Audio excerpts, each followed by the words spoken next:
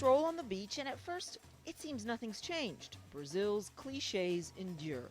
Its gorgeous beaches, its fun-loving attitude, its image as the country of the future. But you take a closer look and you wonder what happened. Well, it's a political and economic drama so devastating, it's shattering many of those cliches. First up, the economy slashed by Brazil's worst recession in a generation, one that could turn into an all-out depression by year's end. Unemployment is close to 10%. Thousands of businesses have closed.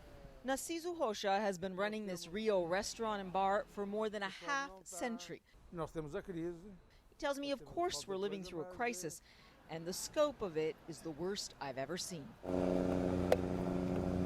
Could things get worse? They just did, with a crushing political drama. Brazilians are outraged by a scandal so sordid it already implicates more than half the country's national politicians in a kickback scheme allegedly orchestrated by the state-run national energy conglomerate Petrobras. And that's not all. Brazilian President Dilma Rousseff is cornered by a budget scandal that could see her impeached within weeks. Her predecessor, Luiz Inácio Lula da Silva, once revered as a savior of modern Brazil, also under investigation for kickbacks. Brazilians are devouring news from Watergate-style wiretaps in every corner and crevice of their everyday lives. Thieves.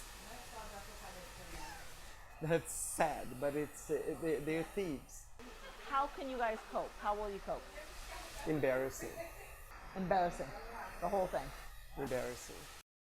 And to crack confidence still further, Brazil is coping with Zika, a mysterious virus stalking the country, one that may cause a devastating neurological disorder in hundreds of newborns.